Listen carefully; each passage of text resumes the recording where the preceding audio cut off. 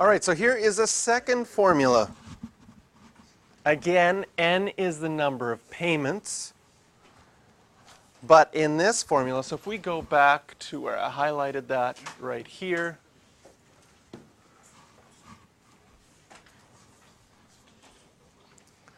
this is when you're getting a loan, okay?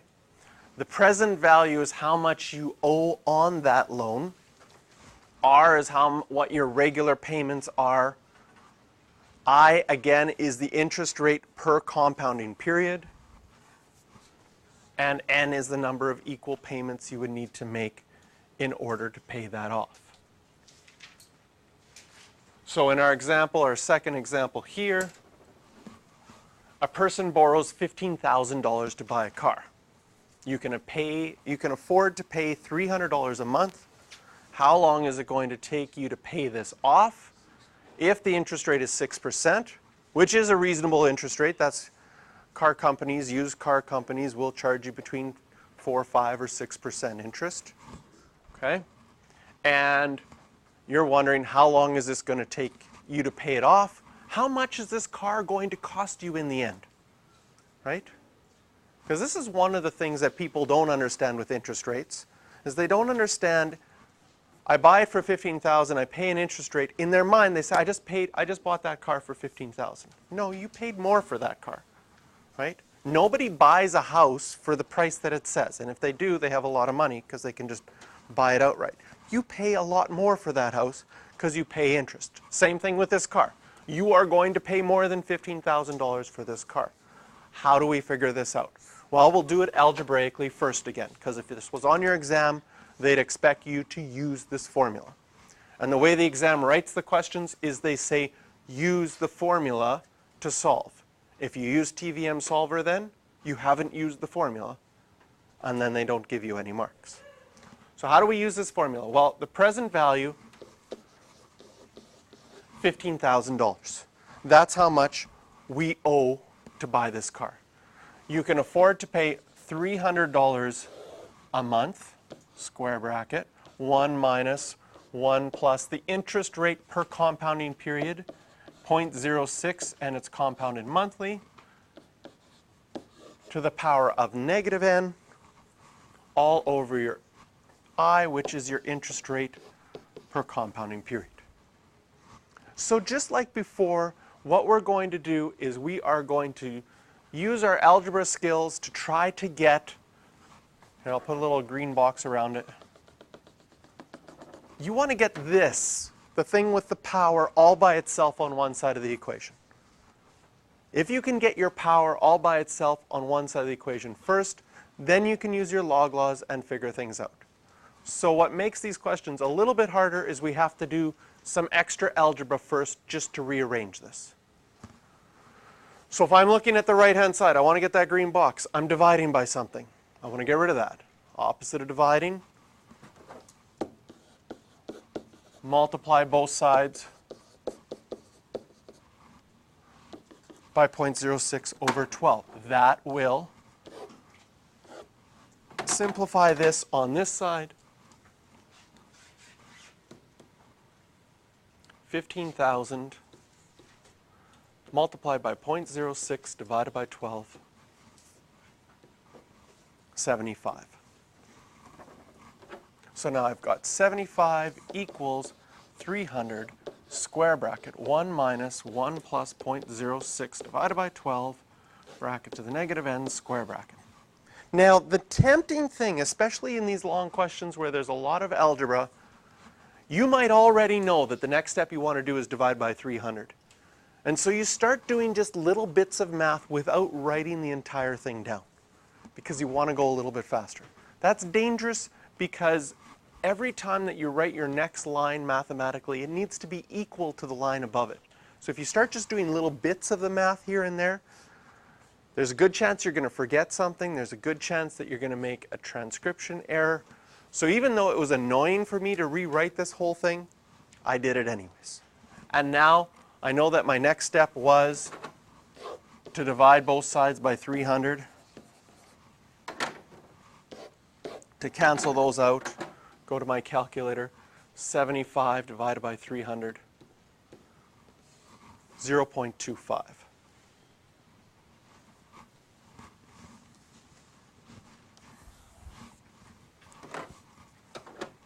So 0.25 equals 1 minus 1 plus 0.06 divided by 12 to the negative n. Notice I took away those square brackets because I don't need them anymore.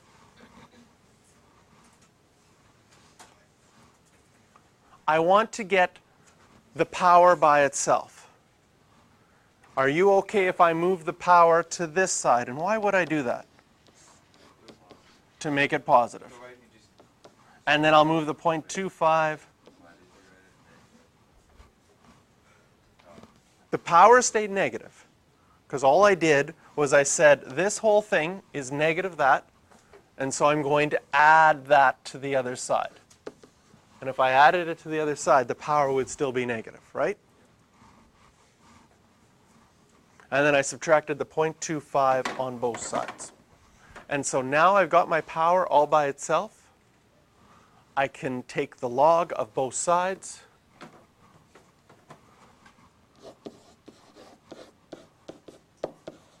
Oops.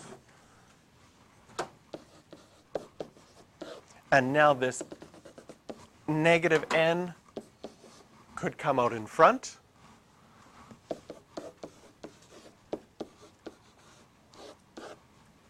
So I've taken the log of both sides. Now to get n by itself,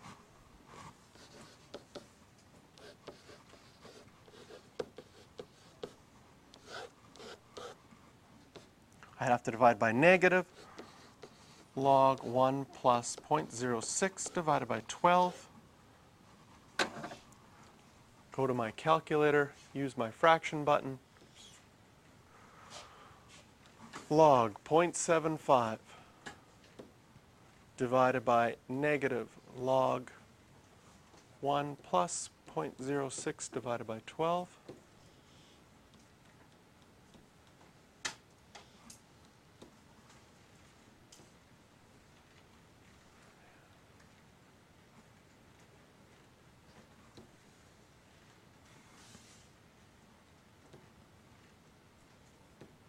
There we go.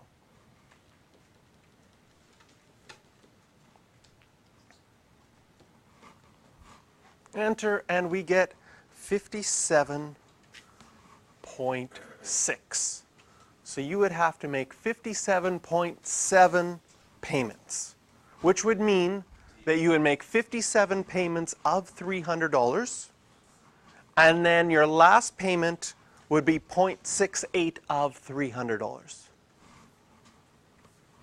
Let's just check. How much is this car going to cost us? 57.68 times 300. My guess is that's going to be more than 15,000. 17,304. You're going to be paying $2,304 extra. And if you are paying monthly, if we take 57.68 and divide it by 12, it's going to take 4.8 years. So you're going to, in about 5 years, you're going to buy this car. And it's going to cost you an extra $2,304 to buy it because you're paying for interest. Okay? Now, it might be worth it to you because you need a car for your job. If you don't have a car, you don't have the job. So you do have to pay that extra interest. Even though you're going to be paying more, that's what allows you to make some money. So you have to make that decision, is this going to be worth it for me? And in this case, it probably would be. So now we're going to do, how do we look at this same question? Did I,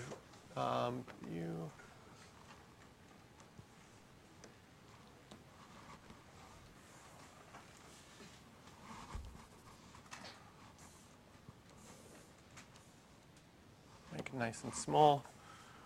Well, we didn't write down our answer yet. What was it? 57.68.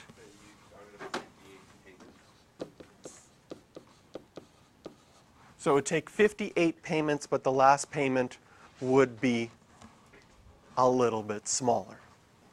So if we wrote our final statement, it would take 58 payments.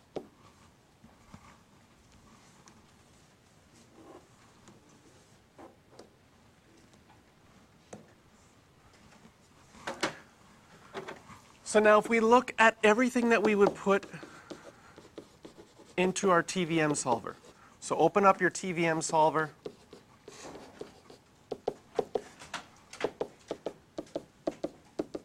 Okay, we are monthly payments, it's compounded monthly, interest rate is 6%.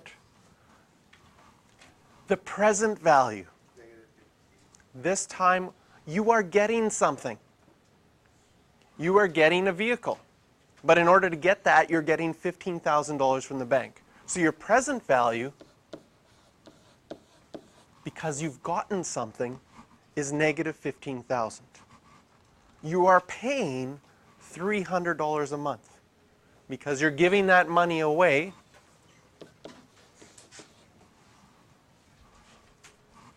This will be negative as well. The future value, what does the bank give you back? Nothing. Because you want to pay it all off. This is what we want to solve for. So if we plug in all of these things into our calculator, apps, finance, TVM solver. Again, it doesn't matter what the interest rate is. Present value, you are getting $15,000. You are making monthly payments of $300. We want the future value to be 0. Payments per year are 12. Compounds per year are 12. Go up to alpha solve. And what did I do wrong? I put a value in wrong with the negatives. We're not giving away $15,000. We're getting $15,000. So that's positive. Anytime you get money, it's positive. Anytime you give away money, that's negative. So now when I go to alpha solve here, I get the 57.68, the same answer as before.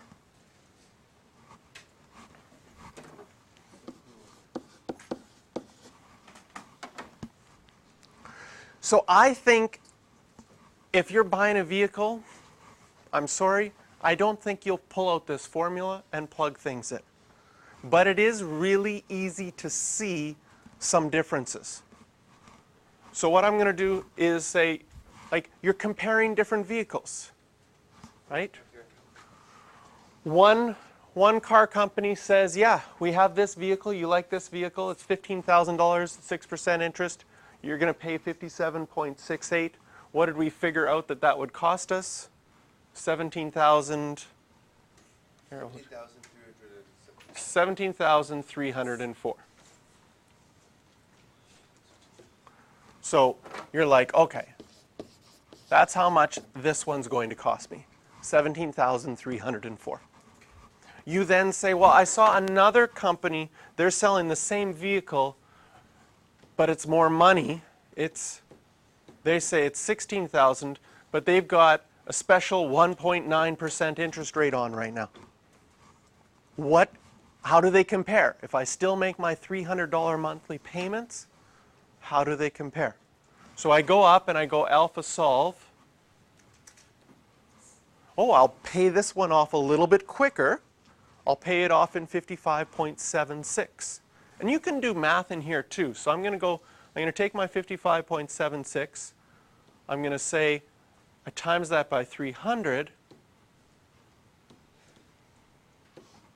I'm like, wow, this car will actually be cheaper for me when I pay it off, even though it's more money to begin with, $1,000 more, which seems significant, but that interest rate makes a huge difference.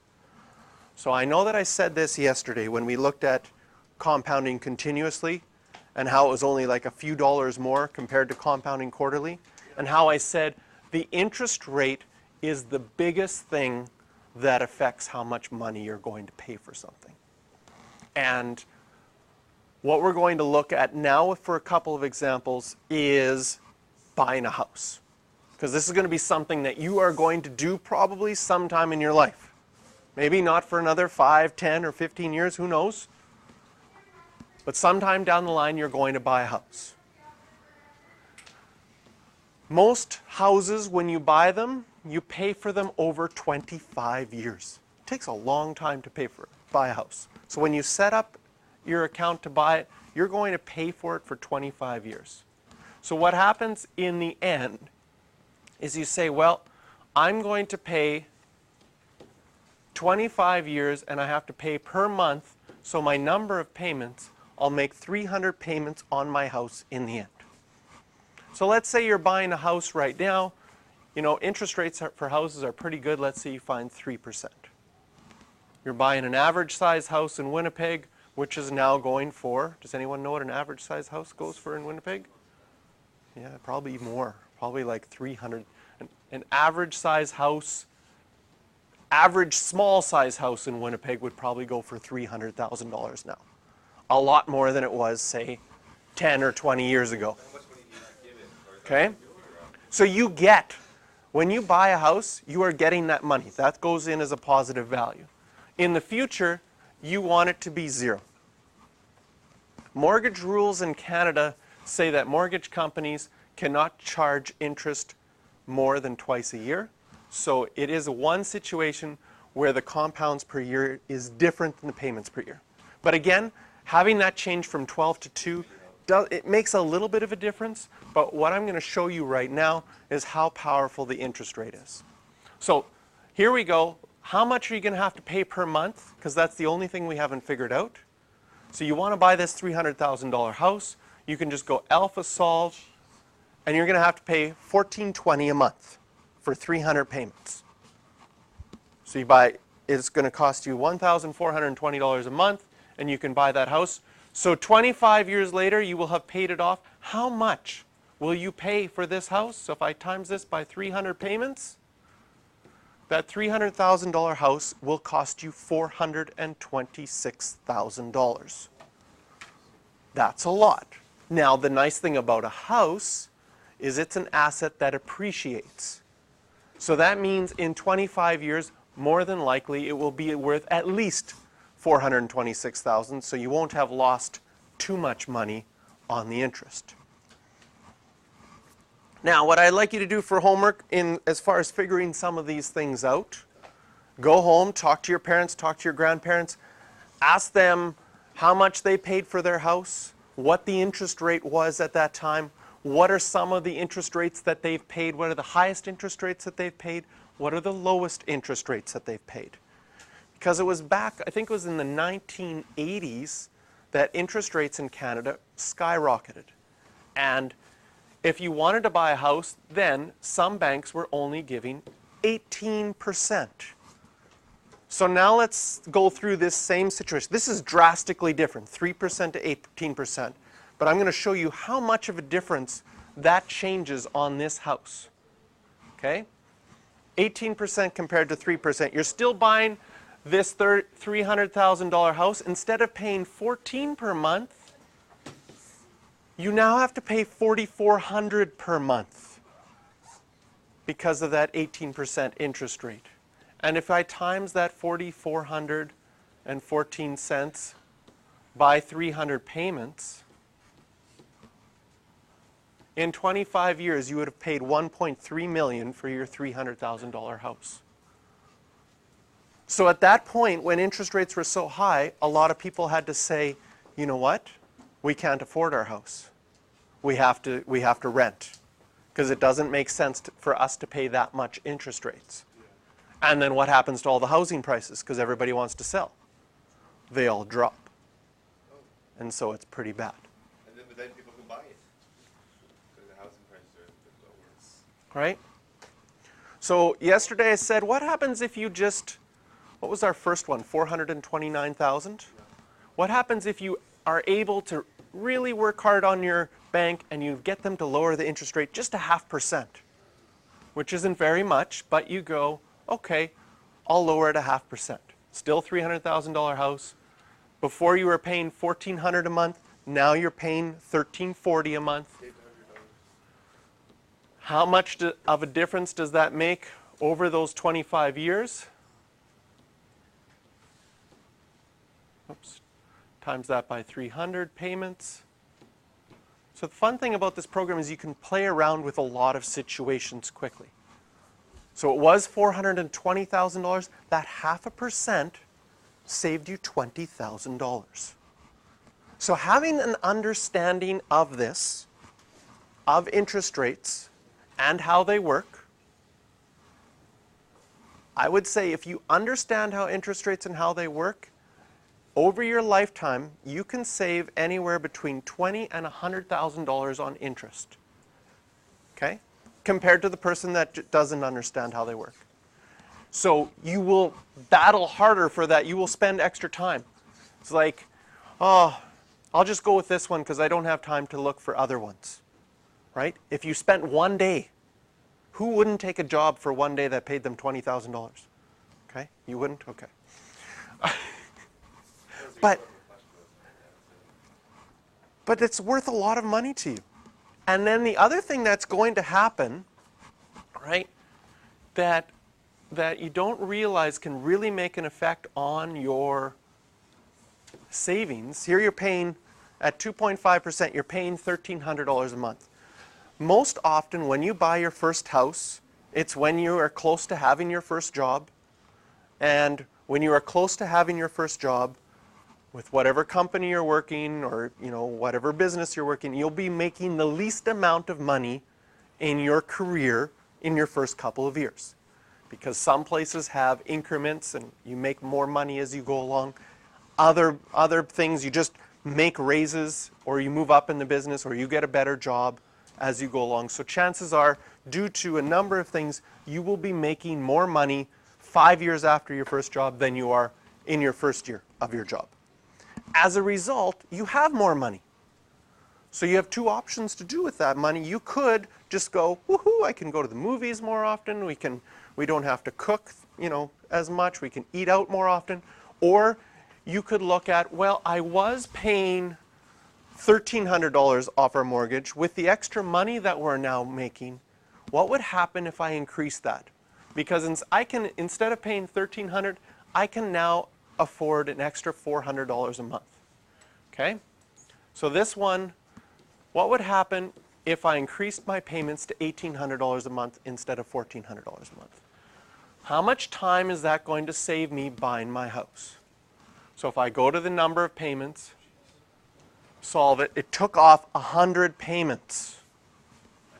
So not only will your mortgage be done that much quicker, but now also if we look at took off 8 years, an extra $400 a month. Now $400 a month is significant, but 204.7. And it took off another $42,000 on how much you'd pay for that total house. So not only at the beginning you fought hard for that extra 0.5%, which saved you $20,000, then later on you decided you would increase your payments to pay it off quicker, saved you another $40,000 or $30,000. That's significant, right? But it might mean you have you have to make these financial decisions. But it's nice to be informed while you make those decisions. So this TVM solver, play around with it. Go home. Ask your parents. Ask them what interest rate they're paying right now. What's the highest that they've paid? Okay, what's the lowest that they've paid? Right? There's different interest rates out there.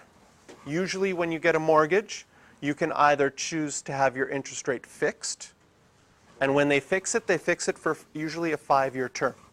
So right now interest rates are good. You might be able to fix your interest rate for 3%. But in 5 years, if the economy goes bad and you go to renew your mortgage, they say, right now we're fixing at 8%.